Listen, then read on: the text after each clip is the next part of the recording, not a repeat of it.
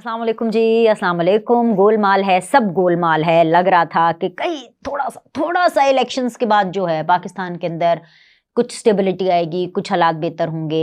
मगर मामला ये है कि नवाज शरीफ साहब को लग गई है चुप, और वो चुप ऐसे ही नहीं लगी है बॉस, दैट सीन है। और बस अभी ये चुप लगी रहेगी, ये अभी चुप लगेगी। कुछ टाइम तक तो लगेगी, लेकिन सेनेट के अंदर एक बड़ी डेवलपमेंट हुई है, और वो मैंने कहा है कि जी मैं आपको सेनेट की जो डेवलपमेंट्स है वो मैं आपको बता दूं। फैसल वाजा साहब जो है, जो नेशनल असेंबली में भी थे, मतलब एमएनए थे पहले, फिर उसके बाद वो सेनेटर बन गए, फिर उसके बाद जी वो अमरीकी शहरी निकल आए, फिर वो हराम हो गए, और उनको जी सिस्टम से थोड़ी देर के लिए बाहर करना बहुत ज़रूरी हो गया था। और वो इमरान खान साहब के उस टाइम पे बहुत साथ थे। और फिर उसके बाद लेकिन क्योंकि वो एक अच्छे आदमी हैं, क्योंकि वो पाकिस्तान में एक नेक आदमी हैं, क्योंकि वो अल्लाह के बंदे हैं, और अल्लाह के बंदे हमेशा नेक होते हैं। और इसीलिए जाहिर बात है अल्लाह के बंदे होंगे ना, क्योंकि अब सेनेट में वो आज़ाद उम्मीदवार की हैसियत से आ रहा है, आज़ाद सेनेटर होंगे, लेकिन इतने पावरफुल, इतना उनका बड़ा पावा होगा कि ना पीपल्स पार्टी उनको चू कर सकती है कि ओए कर सकती है कि कितने पाईजान कितने नहीं कर सकती। नून लीग सवाल ही पैदा नहीं होता करके दिखाए, करेगी फैसल वाजा को कोई करेगा कि भाई हाँ जी भाई कितने कितने आ गए हो तुसी शॉपिंग करन है, नहीं कर सकते। एमक्यूएम कोई चक्कर ही नहीं, बल्कि वो क्या होता है तायद कुनंदा, तस्दीक कुनंदा, ये सारे लवाजमात ये नेक लोगों की निशानी है पाकिस्तान में। अगर आप नेक लोगों की निशानियां ढूंढना चाहते हैं, क्योंकि देखिए रमज़ान का महीना चल रहा है ना, तो मैं ज़रा थोड़ा एक रमज़ान का एक टच भी उसमें देना चाहती हूँ नेकी बदी के हवाले से। तो अगर आपको नेक लोगों की अगर आप निशानियां देखना चाहते हैं वो कैसे होते हैं, तो वो फैसल वाजा जैसे होते हैं, जिनको कोई फुली एक्सेप्ट भी नहीं कर रहा होता, लेकिन एक्चुअली उनको हर कोई एक्सेप्ट कर रहा होता है। ठीक है, यानी कि कोई उनके रास्ते में रोड नहीं अटका रहा होता। फिर उसके बाद अब वो दोबारा सेनेट में आ रहे हैं, और कागजात वगैरह जो है उनके जमा हो चुके हैं, एंड प्रॉब्लली ज़्यादा जब मैं आपसे बात कर रही हूँ आई थिंक सिर्फ एक दिन ही रह गया है आखिरी। और अब मैं सिर्फ फैसल वाजा के यहाँ पे क्यों जिक्र कर रही हूँ, क्योंकि यहाँ पे बात सिर्फ फैसल वाजा की सेनेटर बनने की नहीं है। बन गए, बस समझो बन गए, समझो क्या, बस हो गया भाई, हो गया, सेनेटर है वो बस।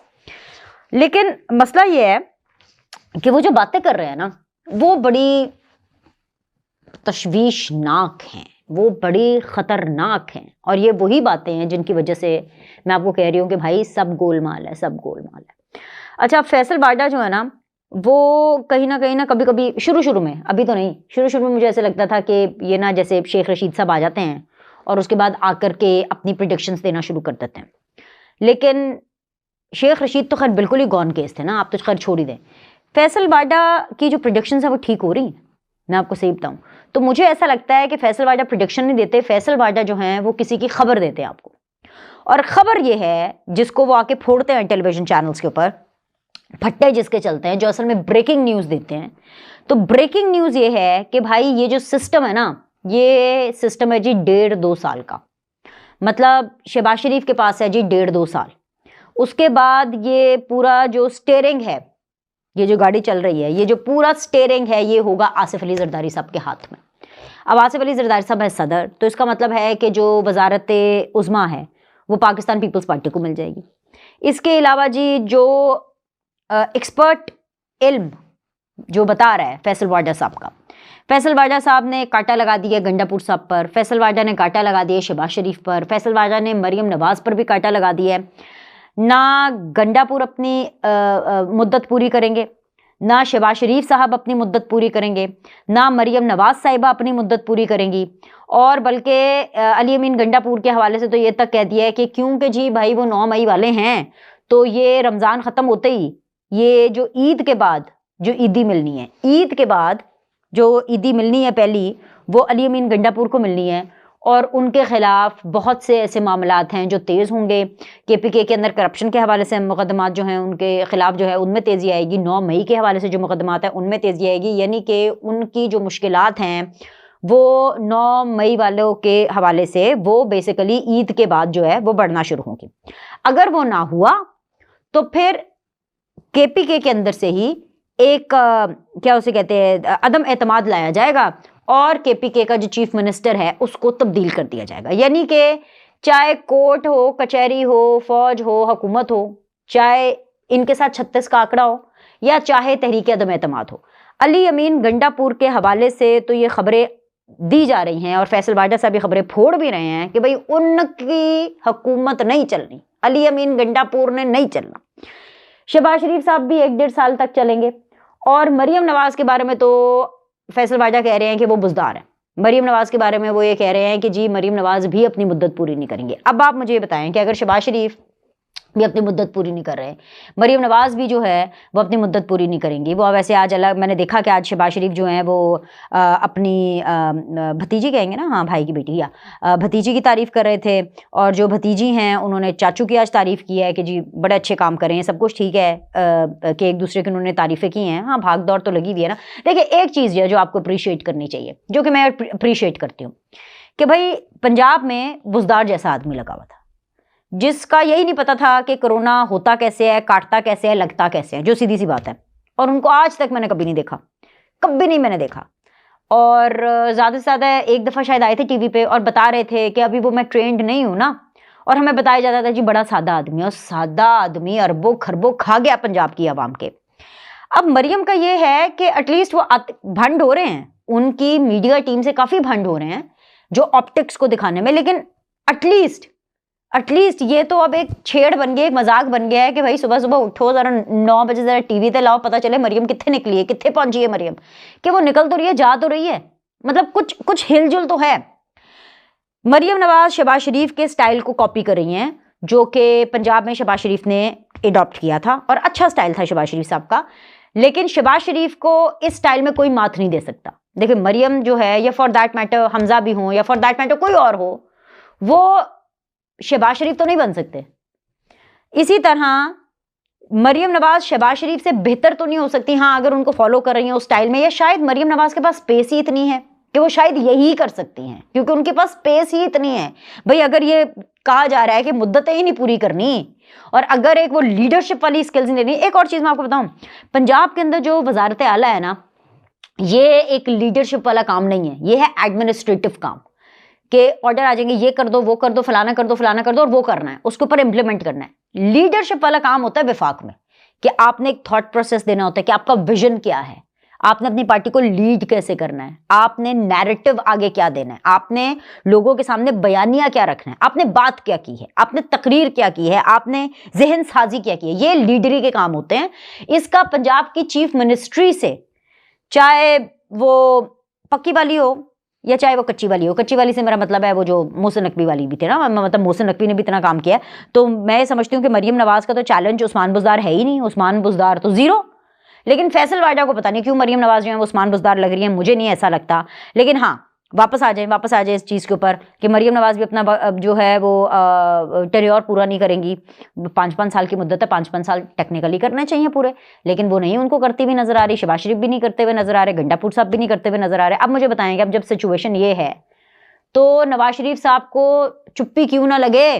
बताएं मुझे, क्यों ना उनको चुप्पी लगे, क्यों उनको चुप्पी ना लगे? मुझे उसकी एक रीजन आप बता दें। अभी देखें ना, वो एमएनए बने, एक तकरीर तक उन्होंने की, एक तकरीर बहैसियत एमएनए उन्होंने नहीं की है। और वापसी की खबरें हैं कि जो गर्मा गर्म है, सख्त किस्म की गर्मा गर्म उनकी खबरें हैं। तो ये जो नवाज शरीफ साहब को जो चुप्पी लगी हुई है ना, ये इसीलिए उनको चुप्पी लगी हुई है कि वो जो उन्होंने तहैया हम तो किए हैं, क्या कहते हैं, तहैया तूफ़ान किए हुए, ये जो तहैया तूफ़ान है ना, ये अंदर ही ठट्टे मार रहा है, ये अंदर ही अभी तक ठाटे मार रहा है। और ये मुझे लगता है कि ये अंदर ही ठाटे मारता रहेगा, क्योंकि जो शहबाज शरीफ साहब हैं वो प्राइम मिनिस्टर हैं और जो मरियम नवाज हैं वो चीफ मिनिस्टर हैं।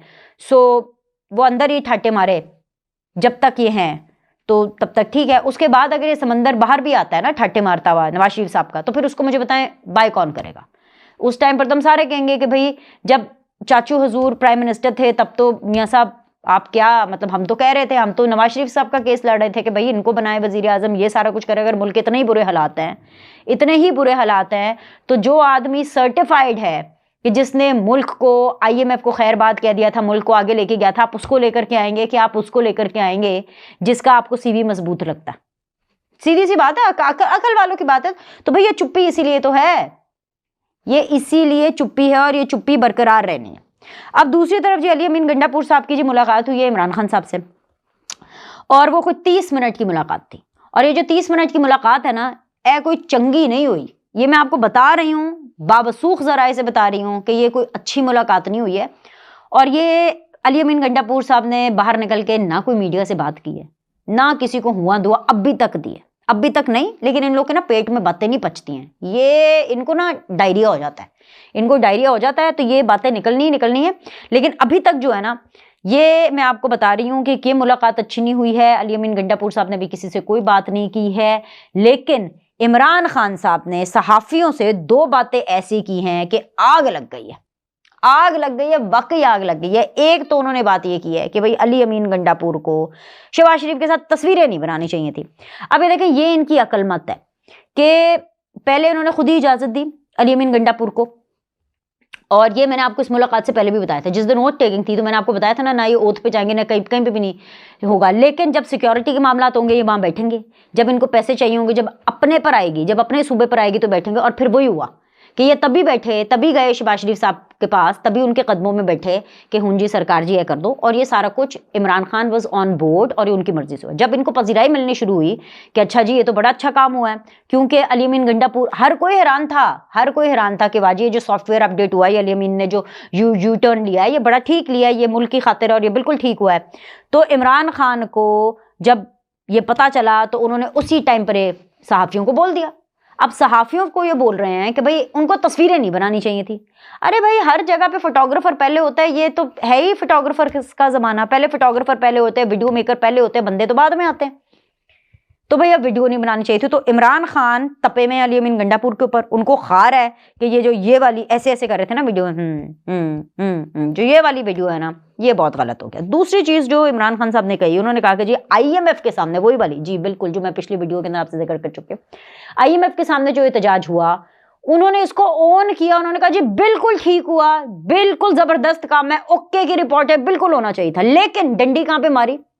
डंडी यहां पे मारी कि भाई, पूछा उन्होंने सहाफियों ने कि वो IMF के बाहर, हेड ऑफिस के बाहर एहतजाज हुआ है, वहां पे फौज मुखालिफ और इस तरह। उन्होंने कहा जी फौज मुखालिफ बातों का नहीं मुझे पता, मुझे नहीं पता कि रियासत मुखालिफ क्या बातें हुई। ना जी ना, इमरान खान साहब एंज ना करो तुसी, आपको तो अमेरिका का अमेरिका से ज्यादा पता है, आपको IMF का IMF से ज्यादा पता है, आपको पाकिस्तान का पाकिस्तान से ज्यादा पता है, आपको बरतानिया का बरतानिया से ज्यादा पता है, आपको जापान, चीन, चाइना, हर चीज का उस मुल्क से ज्यादा पता है। चाहे वो महातिर मोहम्मद हो, आपको उनसे ज्यादा पता है। चाहे नेल्सन मंडेला हो, आप नेल्सन मंडेला को नेल्सन मंडेला से बेहतर जानते हैं, आप बेनजीर को बेनजीर से बेहतर जानते हैं। तो जब ये बातें आती हैं तो मुझे इस बारे में पता नहीं है। अरे मौसूद को जाए, मैं तो छोटा सा बच्चा हूं, मैं तो रोटी को चोची कहता हूं, है ना, ये नहीं चलेगा भाई। दूसरी तरफ अली गौहर कहते हैं कि जी हमारा तो जो भी अमेरिका में हुआ हमारा ताल्लुक ही नहीं है। यहाँ पे इमरान खान कह रहे हैं कि जो अमेरिका में हुआ बिल्कुल ठीक हुआ, हाँ वो रियासत मुखालिफ वो नहीं मुझे पता, वो फौज के खिलाफ क्या हुआ था वो मुझे बातें नहीं पता। अरे भाई, इतना डट के खड़ा है कप्तान, इतना आपको कोई डर नहीं लगता, इतने आप दलेर हैं, बड़े मजे में आप जेल काट रहे हैं, आपको कोई फर्क नहीं पड़ता, कोई आपको नहीं तोड़ सकता। तो कहते ना, तो फिर ऑन करें इसको कि हाँ हमने की प्लानिंग, हाँ मैंने शहबाज गिल को कहा कि बोलो फौज के खिलाफ, हाँ मैं कह रहा हूँ कि फौज ने सब कुछ किया। नहीं जी, वो फौज के बारे में तो नहीं जी, फौज के बारे में तो नहीं। ये तो इन लोगों की असलियत है, खुद भी कंफ्यूज रहते हैं, लोगों को भी असल में खुद कंफ्यूज नहीं रहते। इनको पता है कि उन्होंने क्या करना है, इनका ये इस एजेंडे पर है कि इन्होंने पाकिस्तान की आवाम को कंफ्यूज करना है, इन्होंने अपने जो लीडरशिप है उसमें डिवाइड एंड रूल पैदा करना है। इसीलिए एक पेशी पे अली अमीन गंडापुर को ये कहेंगे, उसके बारे में जो गॉसिप है और उसकी जो बदखोई है वो मीडिया के सामने करेंगे कि हाँ यार उसको तस्वीर नहीं बनानी चाहिए थी चाचू के साथ तस्वीर बना के उसने अच्छा काम नहीं किया। दूसरी तरफ वो शेर अफजल मरवत को कहेंगे very good ji, keep it up, और उधर अली गौहर को कहेंगे कि यार ये क्या कर रहा है शेर अफजल मरवत, ये बिल्कुल गलत काम कर रहा है, बिल्कुल ठीक नहीं हो रहा है। उधर असद कैसर को कहेंगे कि जाओ जरा मौलाना के साथ जाके मिलो, और इधर फिर जी उमर अयूब को जाकर के कहेंगे क्या कर रहा है असद कैसर, ये ऐसे क्यों कर रहे हैं, इसको क्या जरूरत है। सही बात है। उधर कहेंगे जी लतीफ खोसर साहब को कि आप ये केस ना लें, आप छोड़ें इसको, आप ये काम ना करें, आप वो करें। वहां जाके सलमान अकरम को कहेंगे कि लतीफ खोसर क्या कर रहा है, तुम ऐसे कर लो। इनका काम है डिवाइड एंड रूल करना, इनका काम है अपने कारकुनों को जो है उसके अंदर कंफ्यूजन फैलाना, और ये समझते हैं कि उनको इससे फायदा होगा। इससे फायदा नहीं होगा उनका, सिर्फ क्योंकि एक मकसद है और वो मकसद है कियोस। अब वो कियोस चाहे पाकिस्तान में फैले, चाहे उनके कारकुनान में फैले, चाहे उनके लोगों में फैले, कियोस तो फैला ही हुआ है। अब जैसे ये कियोस ही है ना, बताएं मुझे कि वो जो IMF के बाहर हुआ, इमरान खान कह रहे हैं हाँ बिल्कुल ठीक हुआ, अली गौर कह रहे हैं नहीं, उसके बाद जी फौज का वाला, वो फौज वाला जो पार्ट है ना, जो रियासत मुखालफ, वो निकाल दे, वो हमारा नहीं है, बाकी सारा हमारा है, बाकी हम सारे उसको ओन करते हैं। भाई टू मच ही हो गया। तो अब बताएं मुझे गोलमाल है कि नहीं है। अभी के लिए इतना ही, लाइक करें, सब्सक्राइब करें, अगली वीडियो मिस मत कीजिएगा क्योंकि और भी बहुत सी अहम खबरें हैं, लेकिन उसके लिए आपको अगली वीडियो देखनी पड़ेगी। अभी के लिए अल्लाह हाफ़िज़।